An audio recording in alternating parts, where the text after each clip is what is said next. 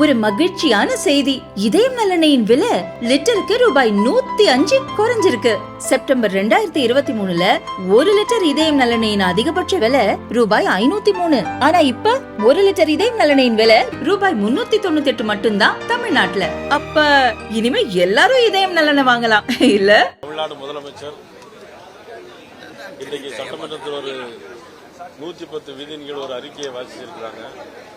அதாவது மாநிலத்துக்கு முழு அதிகாரம் வேண்டும், சுயாட்சி வேண்டும் சொல்லியிருக்கிறாங்க. அதை ஏற்க இயலாது. மாநிலங்களுக்கு தனியாக சுயாட்சி முழு அதிகாரம் கொடுக்க முடியாது என்பதுதான் எங்களுடைய கருத்து, பாரதிய ஜனதா கட்சியுடைய கருத்து. அதனுடைய அடிப்படையில் நாங்கள் சட்டமன்ற உறுப்பினர் திருமதி வானதி சீனிவாசன் அவர்கள், திருமதி எம்எல்ஏ சரஸ்வதி அவர்கள், அன்புக்குரிய அண்ணன் காந்தி அவர்கள் நாங்கள் இப்பொழுது வெளிநடப்பு செய்து சட்டமன்றத்தில் நாங்கள் எங்களுடைய கருத்துக்களை நாங்கள் பதிவு செய்திருக்கிறோம்.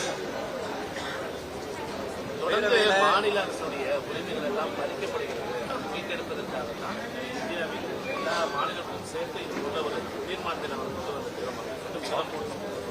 அதாவது அவங்க சொல்லப்பட்ட கருத்து நீட் தேர்வு. நீட் தேர்வு வர முடியாதுன்னே தெரியும். அது அவங்களுடைய காங்கிரஸ் கட்சி காலத்திலே கொண்டு வருது. 2010ஆம் ஆண்டே அது நீதிமன்றத்துக்கு போய் பிறகு இந்தியன் மெடிக்கல் கவுன்சில் அது அவங்க அப்ரூவ் பண்ணதுனால செல்லாதுன்னு சொல்லி தீர்ப்பு வந்துச்சு. அதுவும் 2013 மே மாதம் 5ஆம் தேதி அது நீட்டுடைய எக்ஸாமும் ஆரம்பிச்சிச்சு. மாண்புமிகு பாரத பிரதமர் நரேந்திர மோடி அவர்கள் 2014ஆம் ஆண்டு தான் ஆட்சி. அதுக்கு முன்னே எல்லாமே இருக்கு. ஆக இது எந்த வகையில் பாரதிய ஜனதா கட்சி மாநில சுயாட்சியை பறிக்க முடியும்? ஒன்று. உள்ள பேசுறப்ப மேடம் ஜெயலலிதா நீட் தொடர்பாக போட்டு விஷுவல் கிடைக்கல, என்ன பேசுறீங்க சார்? இல்ல அது அப்படியா? எல்லாம் அப்படியா? எல்லாமே என்ன சார் பேசுங்க? உள்ள நீட் தொடர்பாக மேடம் ஜெயலலிதா போட் பண்ணி பேசுறீங்களா? என்ன இல்ல, நீட் தொடர்பாக அம்மாவை பத்தி நான் பேசல. அம்மா என்னன்னா மும்மொழி கொள்கையை பத்தி பேசும்போது அன்னைக்கு முதலமைச்சராக இருந்த அம்மா அப்போ எதிர்கட்சி காங்கிரஸ் கட்சியை சேர்ந்த கோபிநாத், ஓசூர் எம்எல்ஏ கோபிநாத், அவங்க என்ன கேட்டாங்கன்னா, இப்படி தமிழ்நாட்டில் தெலுங்கு பேசுறவங்க எங்க நிறைய பேர் இருக்கிறாங்க, அங்கே தெலுங்கு பள்ளிக்கூடங்கள் வேணும், எங்க பிள்ளைகள் படிக்கணும் அப்படி கேட்டாங்க. அப்போ அம்மா என்ன எழுந்துச்சு, அவங்க தெலுங்குலேயே பேசி பார்க்கலாம் அப்படின்னு சொல்லி தெலுங்குலேயே பேசுறாங்க. அதனால நான் என்ன சொன்னேன்னா, தெலுங்குல பேசுறவங்களும் தமிழ்நாட்டில் இருக்கிறாங்க. கன்னியாகுமரி மாவட்டத்தை தொட்டு கேரளா மாநிலத்தை தொட்டு இருக்கிற கன்னியாகுமரி ஜில்லாவிலே நிறைய பேர் மலையாளம் பேசுறவங்க இருக்கிறாங்க. மும்மொழி கொள்கையில இன்னைக்கு இந்திய திணிக்கிறேன்னு நீங்க தான் சொல்றீங்க. ஆனா அவங்க இந்திய மொழிகள் ஏதாவது ஒரு மொழி எடுத்து படிச்சா போறோங்கிறது தான் நியூ எஜுகேஷன் பாலிசி. அதனால நீங்க ஏதாவது ஒரு மொழி எடுத்து படிங்கன்னா அதை நாங்க அதுக்காக நான் அதை சொன்னேன். குறிப்பிட்டு ஆமா, அவங்க ஒரு வருஷம் விலக்கு கேட்டிருந்தாங்க. அதாவது எங்க தமிழ்நாட்டு மாணவர்கள் எங்க பிள்ளைகள்லாம் இன்னும் ப்ரிப்பேர் ஆகல, அதனால ஒரு வருஷம் விதி விலக்கு வேணும் அப்படின்னு சொல்லி கேட்டிருந்தாங்க. நீட் விவாதம் வரும்போதெல்லாம் 2010 காங்கிரஸ் ஆட்சியில் தான் கொண்டு வரப்பட்டது அப்படிங்கிறத தொடர்ந்து முன்வைக்கும் போது காங்கிரஸ் எங்க ஆட்சியில் கொண்டு வரப்பட்ட நிறைவேற்றப்படலை அப்படிங்கிற கருத்தை தொடர்ந்து சொல்லிட்டு வராங்க. அப்ப யாரு பிரைம் மினிஸ்டர் இருந்தாங்க? அப்ப அவங்க தானே பிரைம் மினிஸ்டர். பிறகு எப்படி அவங்க இல்லைன்னு சொல்ல முடியும்? முதலமைச்சர் ₹1 கொடுத்தால் 29 பைசா. அது எப்படின்னா, இப்ப ஜிஎஸ்டி கவுன்சில் ஜிஎஸ்டி அதுவும் காங்கிரஸ் ஆட்சி காலத்தில் கொண்டு வரப்பட்டது, நடைமுறைப்படுத்தினது பாரதிய ஜனதா நம்மளுடைய அரசு வச்சுக்கோங்க.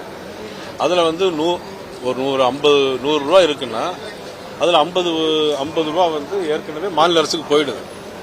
அப்புறம் இருக்கிறதுல 50ல 29% அவங்களுக்கு மறுபடியும் போயிடுது. அவங்க அதை மறைச்சிட்டு ₹1 29 பைசா தான் வருது அப்படின்னு சொல்லி சொல்றாங்க. சார், முதலமைச்சர் டாக்டர் அம்பேத்கர் கோட் பண்ணிட்டு மாநில அரசும் ஒன்றிய அரசும் ஒருத்தருக்கு ஒருத்தர் சபார்டினேட் கிடையாது, அவங்க அத்தாரிட்டி கோஆர்டினேட் பண்ணணும்னு சொல்லியிருக்காரு.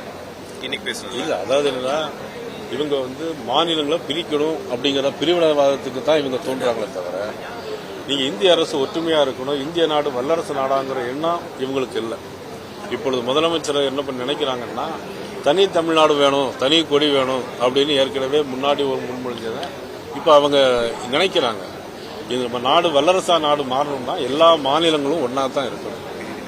இப்போ டாக்டர் அம்பேத்கர் அவர்கள் என்ன சொன்னாங்கன்னா, எல்லா மாநிலங்களும் ஒன்னா இருக்கணும், அப்பதான் ஒரு நாடு வளர்ச்சி அடைய முடியும் அப்படின்னு சொன்னாங்க. இந்திய நாடு பல மாநிலங்களாக பிரிக்கப்பட்டது காரணமே ஏன்னா ஒரு நிர்வாக வசதி சீராக இருக்கணுங்கிறதுக்காக தான் அவங்க அதை கொண்டு வந்தாங்க.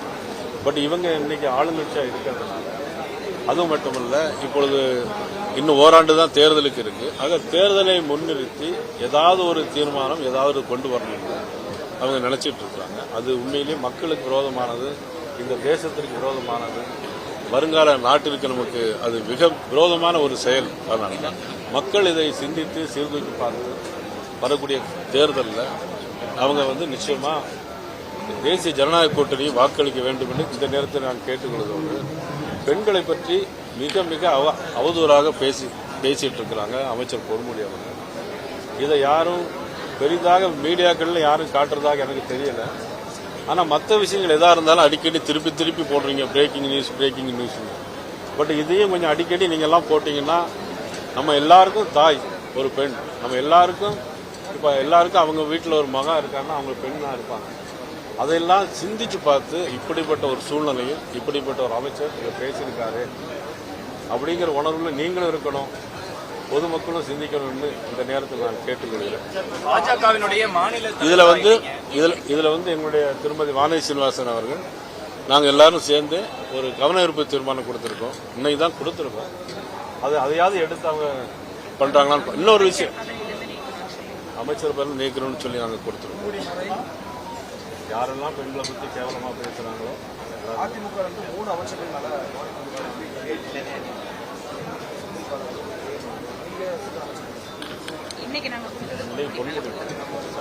பாஜகவினுடைய மாநில தலைவர் ஆயிட்டீங்க. பாஜக சட்டமன்ற குழு தலைவர் மாற்றம் இருக்கும்னு ஒரு தகவல் இருக்கு. மாற்றம் இருக்குமா? மாற்றம் இருந்தா சந்தோஷம். ஒரே ஆளே எல்லாரும் பதவி வச்சுக்கிட்டு இருந்தா என்ன அர்த்தம் இருக்கு?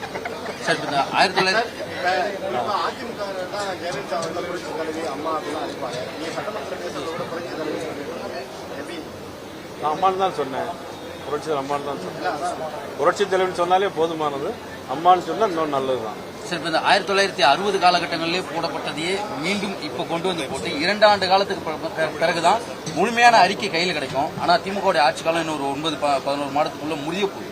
அப்படி இருக்க பட்சத்துல இப்போ போடப்பட்டிருக்கக்கூடிய இந்த ஜோசப் குரியன் தலைமையிலான அந்த குழுவை எப்படி பார்க்குது பாஜக? இவங்க ஆட்சி இருக்குமா இருக்காதான்னு தெரியாத ஒரு காலகட்டத்தில் ஆட்சி இருக்கிறதுக்கு வாய்ப்பே இல்லை.